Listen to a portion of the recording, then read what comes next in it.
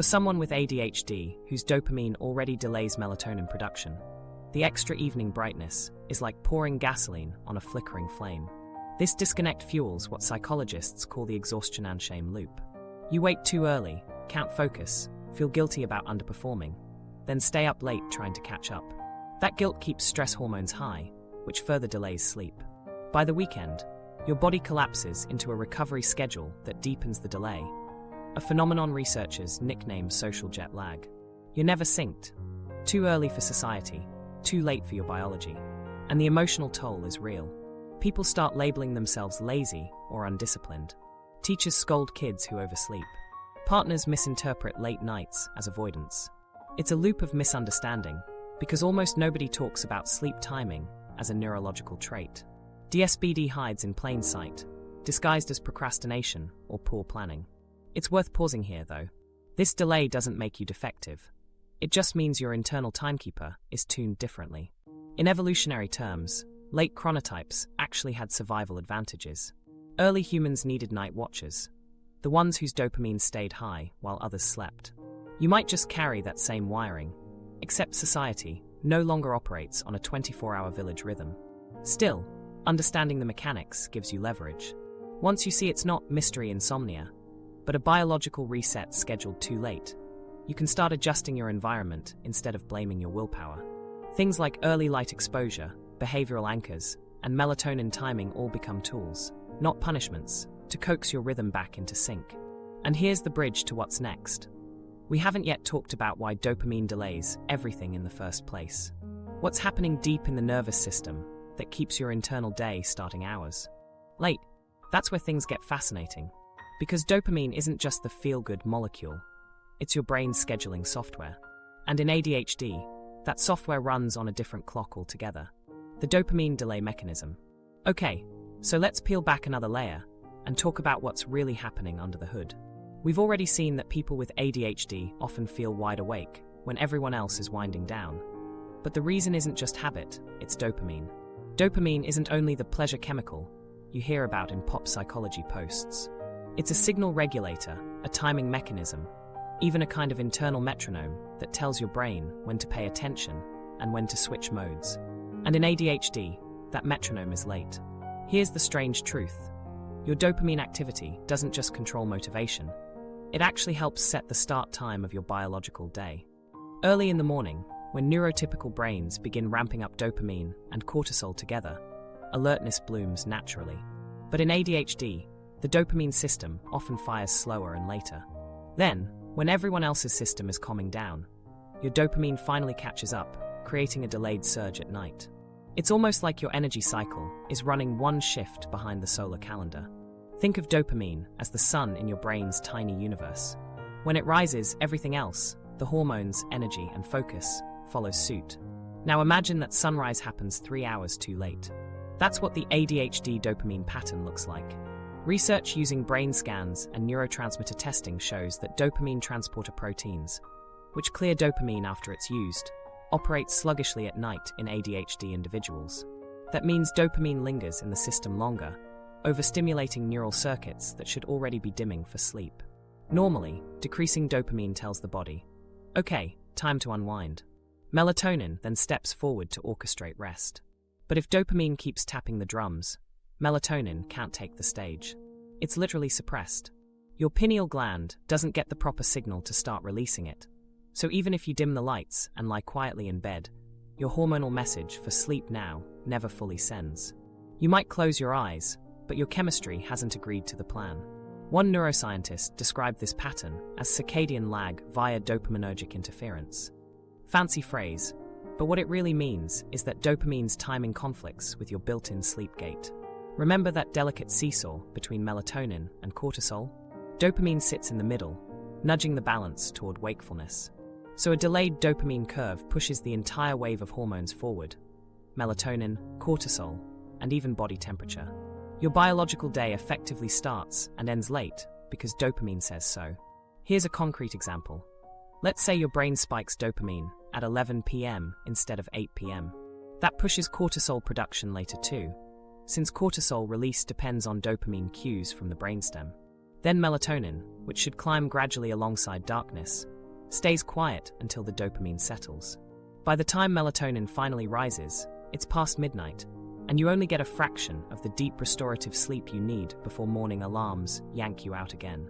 Over weeks or months, that pattern compounds into exhaustion. Here's a funny but accurate way to picture it. Your brain basically thinks midnight is 9 p.m. When your alarm goes off at 7, it's like being forced to get up at 4 in the middle of your brain's night. No wonder mornings feel like a crime scene. That's dopamine's delay at work. Your entire system is offset because it tracks time internally, not by the clock on your phone. And then comes the vicious cycle. Once you start sleeping less, dopamine regulation worsens. Studies show sleep deprivation lowers dopamine receptor sensitivity, meaning it takes more stimulation to feel awake or rewarded.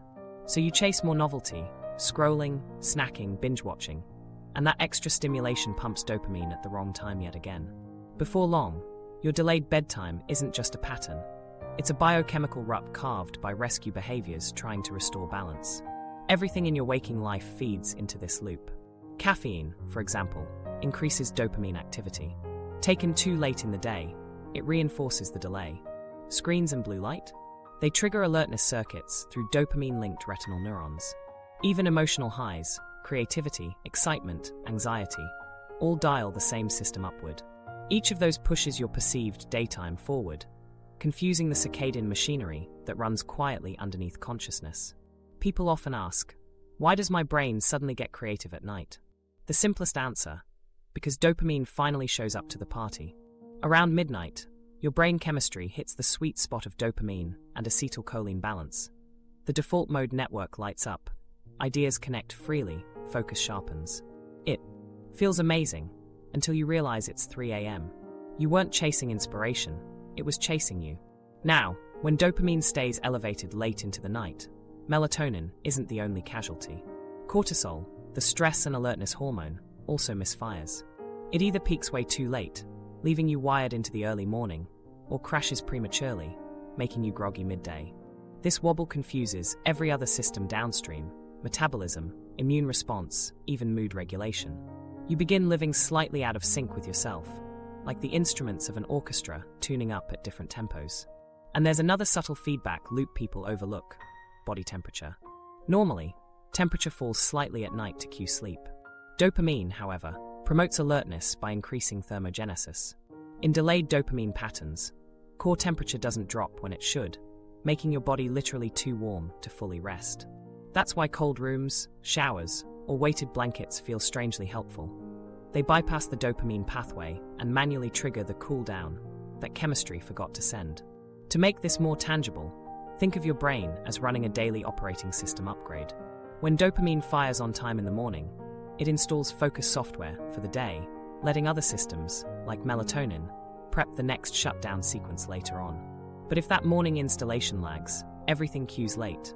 The evening shutdown happens while you're still mid-download. By night, you're forcing rest mode while the system's still processing files, and of course it resists. Now, here's where understanding all this pays off. If dopamine sets your internal start-of-day timestamp, then the trick to resetting your schedule isn't punishment, it's recalibration. You can't yell your brain into earlier dopamine release, but you can nudge it. Morning light exposure, consistent wake times, structured bursts of movement. These all act as external cues for dopamine release. Essentially, you hack the start of that chemical sunrise. When you shift dopamine earlier, everything else, melatonin, cortisol, energy, gradually follows. But without intervention, the default wiring keeps looping. Sleep deprivation worsens dopamine control, worsening concentration the next day, prompting more impulsivity, more late-night stimulation, and less sleep. It's the perfect closed circle, one that many ADHD adults live in for years thinking it's simply bad habits. The real culprit is biochemical timing mismatch. Look, ADHD isn't just about distraction or hyperactivity. It's a timing disorder in disguise. Dopamine runs the orchestra, and the conductor keeps arriving late. Recognizing that shifts the whole conversation from frustration to strategy. Once you stop seeing delayed sleep as self-sabotage and start seeing it as late dopamine choreography, you can design your nights and mornings to guide that chemistry into balance. So the next time you feel that midnight clarity spark, remember what's happening. the stimulant inside your own brain just clocked in late for work. The goal ahead isn't to fire it, it's to teach it the right shift schedule. And that's where we're heading next, into how these same chemicals ripple outward into the hormones that actually open the gate to sleep itself. Melatonin and cortisol, partners in the intricate dance that decides whether you drift easily or lie awake counting futures. Melatonin, cortisol, and the sleep gate. Okay, now that we've looked at dopamine's delayed schedule, let's talk about what happens next. How this chemical lag messes with melatonin and cortisol, the two hormones that actually open and close the brain's sleep gate. Think of dopamine as the DJ setting the energy level of the party, but melatonin is the one who tells everyone it's time to leave. Cortisol, on the other hand, is the morning cleanup crew that turns the lights back on. When ADHD scrambles dopamine's timing, the whole event schedule shifts. The result? The gate that should close at night and reopen in the morning starts glitching. So first, melatonin. It's not a sedative. It doesn't knock you out. It's more like a signal flag that tells your body, night has arrived, lower the volume. About 2 hours before your natural bedtime, the pineal gland in your brain begins secreting this hormone as daylight fades. That rising tide sends instructions across the body. Slow the heart rate, drop the core temperature, ease alertness. When the rhythm runs smoothly, you start yawning right on cue. But in ADHD, when dopamine stalls late, melatonin's signal gets jammed. It still rises, but hours behind schedule. So instead of building calm around 10 p.m., that biochemistry begins closer to midnight or later. Research measuring melatonin levels under dim light conditions shows a clear pattern. In many ADHD adults, dim light melatonin onset occurs 2 to 3 hours later than in neurotypical controls. It's not mood or mindset causing it, it's delayed secretion. The pineal gland is basically waiting for dopamine's green light and doesn't release melatonin until the coast is clear. That creates a strange twilight period where your body's caught between systems. You feel tired in theory, yet mentally restless. The mind keeps ticking because the physiological permission to rest hasn't arrived. Now layer in cortisol, the other half of the equation. Cortisol follows an almost opposite rhythm. It's your built-in alarm clock, peaking in the early morning to help you wake, then dropping through the afternoon and reaching its low point around bedtime. In healthy alignment, cortisol and melatonin perform a slow handoff. As cortisol fades, melatonin rises. But when dopamine's timing drags, that transition happens late, or not at all. Sometimes cortisol lingers in the bloodstream too long, keeping you on edge as you're trying to relax. Other times it crashes prematurely, leaving you groggy and unfocused before sleep even starts. Either way, the gate malfunctions. Here's where the metaphor gets literal. Sleep scientists use the term sleep gate to describe the physiological window when conditions line up perfectly for sleep. Body temperature has dipped, melatonin is rising, cortisol is low, and the brain's alertness networks have quieted. Miss that gate, and you're stuck outside for hours until the next one opens. People with ADHD and DSPD often miss every early gate because the hormonal timing is late and out of sync with the external clock. They lie in bed right before the biological switch flips, frustrated that sleep won't come, then pass out hours later, only to be ripped out of deep sleep by an alarm just as the next gate begins. You can actually feel this mismatch if you pay attention. There's usually a short window, maybe 10 to 30 minutes, when your body subtly says, now. If you grab your phone or push through with stimulant activities, dopamine spikes, melatonin drops, and the gate shuts again. That's why one random social scroll at midnight can steal 2 hours of rest. It's not that your body refuses to sleep, it's that you accidentally triggered a new wave of daytime chemistry. Think of this whole system like airport security for consciousness. Melatonin is the officer announcing boarding for sleep flights. Cortisol schedules the departures. When ADHD chemistry shows up late to check in, the plane takes off without you, and you spend the night waiting for the next one. Because cortisol peaks late, your body's still scanning the horizon for morning long after bedtime, and by the time dawn arrives, its rhythm collapses out of exhaustion. Here's something interesting. Cortisol and melatonin don't just affect sleep, they directly influence emotional regulation. Studies from the Journal of Affective Disorders found that adults with ADHD who experience chronic sleep delay also show flattened cortisol curves across the day. That means their morning motivation is dulled and evening stress is amplified. Add in emotional hypersensitivity common in ADHD, and you get that familiar pattern of being tense at night and unmotivated in the morning. The chemistry literally supports that feeling. A lot of people interpret this as a character flaw. I'm just not a morning person. But physiologically, your cortisol hasn't synchronized to daylight. Because melatonin rose late, cortisol is trying to respect that timing and delays its own peak. Your body is acting logically. It's the world around it that's out of tune. The mismatch becomes most painful when alarms or obligations force an early start, yanking you out of REM sleep while cortisol is still climbing. Ever notice how those mornings feel emotionally fragile? You're not imagining it. Cortisol abruptly interrupted leads to irritability, anxiety, and that sense of carrying static electricity under your skin all day. Let's talk temperature for a moment, because it's quietly tied into this same loop. Right before natural sleep, core temperature drops by about 1 degree Celsius. That dip helps melatonin do its job. When melatonin is delayed, this thermal drop happens hours later too. That's why a cold shower or cool bedroom sometimes helps ADHD sleepers. You're artificially sending the nighttime signal your hormones were late delivering. It's a shortcut through the gate. And here's where the cycle doubles back into daily life. Because of this delay, you often wake up during the wrong hormonal phase. Cortisol mid-rise, melatonin still on the way down. That overlap makes you groggy for hours, no matter how long you slept. It's called sleep inertia, and it's different from simple tiredness. Your biology is literally transitioning between night and day while you're already in the shower. No coffee can speed that up. It resolves only when melatonin fully clears the receptors. When people tell you to just go to bed earlier, they miss this entire sequence. You can't open the sleep gate with brute force. It opens only when the signals align. That's why success in managing ADHD sleep issues often comes from focusing on timing cues, light exposure, routine, temperature, rather than willpower. You adjust the environment to help melatonin rise on time, and let cortisol reset naturally, instead of trying to command the process consciously. It's worth noting that this misalignment also affects immunity and metabolism. Melatonin regulates antioxidant production and cell repair, while cortisol influences inflammation.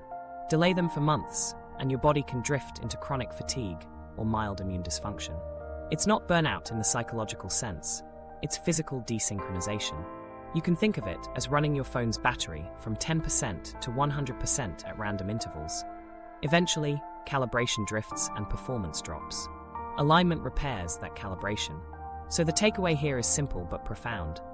Your struggle to fall asleep isn't weakness. It's a mechanical breakdown in timing signals. Dopamine stalled, melatonin hesitated, cortisol mistimed the handoff, and the gate never fully opened. The fix isn't shame, it's synchronization.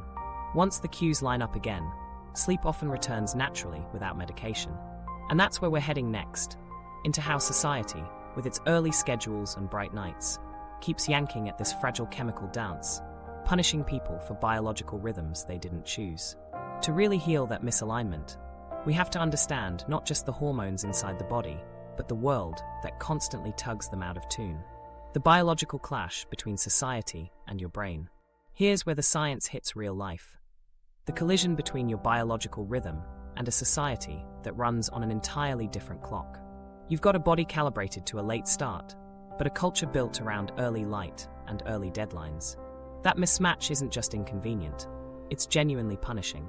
You wake already in deficit, racing to keep up with people who've been awake since their chemistry said go. And after enough mornings like that, you stop questioning the system and start questioning yourself.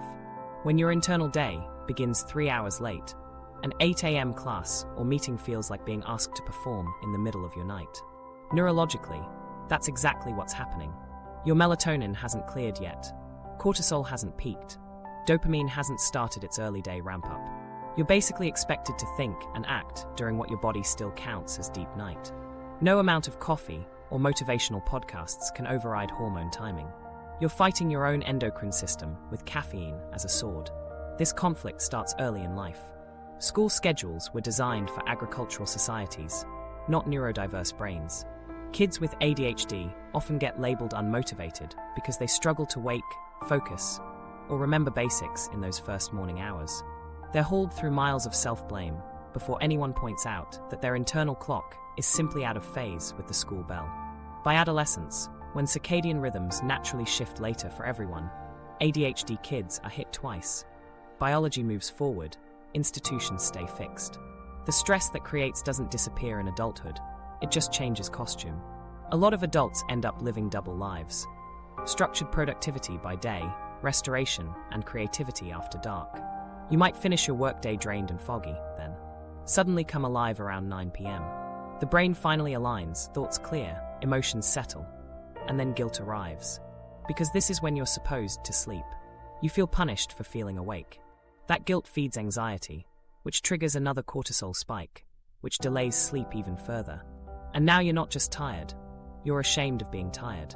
Researchers call the fallout chronic circadian misalignment. It's a fancy term for living perpetually jet-lagged. In sleep labs, people with ADHD who maintain early schedules show the same hormonal patterns as travelers crossing multiple time zones. But permanently, cortisol peaks later, alertness drifts, body temperature cycles scatter. Every workweek becomes a 5-day red-eye flight. And when the weekend finally comes, you crash, attempting to pay off sleep debt that physiology shouldn't have accrued in the first place. That's when another phenomenon sneaks in: social jet lag. You naturally drift to your true rhythm on days off, finally sleeping from 2 a.m. to 10 a.m., maybe even feeling normal again. But Monday slams the clock back. Suddenly, you've shifted your internal time zone twice in 48 hours. Studies link that repeated phase flip to metabolic issues, brain fog, mood swings, and increased anxiety. In simpler terms, your biology never knows what planet it's on. Here's the cruel irony. Society rewards early risers with moral virtue. The early bird gets the worm sounds motivational until you realize it's neurochemically biased. When dopamine peaks early and energy aligns with sunrise, you fit the world's template automatically. When it peaks late, you're marked lazy before your first coffee. That moral framing is what turns a simple timing difference into psychological damage. You can't win because you're trying to race an invisible clock that starts hours before yours does. And it's not just emotional, it's cognitive. Sleep restriction dulls the prefrontal cortex, the same region ADHD already strains. Executive function, working memory, and impulse control all rely on good sleep architecture. When you yank an ADHD brain awake mid-REM, you're not only stealing rest, you're slicing concentration, planning, and self-control for the entire next day. Research from the National Institutes of Health shows that even 1 week of restricted or misaligned sleep drops attention performance as sharply as mild intoxication. Imagine operating like that indefinitely. It's no wonder burnout stalks neurodivergent adults long before others. Then there's the economic cost. Late chronotypes earn less on average, not because of productivity differences, but scheduling mismatch. Workplaces built around morning performance indirectly discriminate against delayed rhythms. Creativity peaks after dark, but productivity metrics measure mornings. So ADHD individuals often deliver their best ideas at the wrong hour for visibility. Over time, that invisibility morphs into imposter syndrome. If I struggle with 9 to 5, maybe I'm not cut out for adult life. Nothing could be further from the truth. You're just wired for a different solar rhythm. This clash shapes relationships too. Partners who wake early often misread late-night wakefulness as avoidance, irresponsibility, or addiction to stimulation. But what looks like choosing the screen over sleep might be the only hour your brain chemistry finally quiets enough for introspection. You aren't resisting connection. You're finally at rest within your own tempo, explaining that gently shifts the dynamic from judgment to understanding. If there's a mantra worth keeping, it's this: you're punished for a rhythm you didn't choose. The system glorifies conformity over biology. Yet the irony is every attempt to fix yourself by force, earlier alarms, harsher routines, stricter discipline, usually worsens misalignment. The brain reads that stress as threat, pumps more cortisol, delays melatonin again, and resets the vicious loop. It's like trying to push a river upstream instead of walking to where it bends naturally. One striking meta-analysis from 2022 found that when ADHD adults shifted work or study schedules even 1 hour later, subjective well-being improved nearly 70%. Attention scores rose, mood stabilized, and sleep satisfaction doubled. Same people, different timing. That's how powerful alignment is. It's not new medicine, it's new scheduling. The problem isn't competency, it's temporal incompatibility. So the real challenge isn't training yourself out of lateness. It's negotiating with a culture built on an outdated chronotype. Industrial society built its time grid around factory shifts and daylight labor. Our brains never updated to match that rhythm. The modern world's obsession with productivity hours ignores that evolution programmed diverse circadian roles for community survival. Without night thinkers and late sentinels, early humans wouldn't have endured.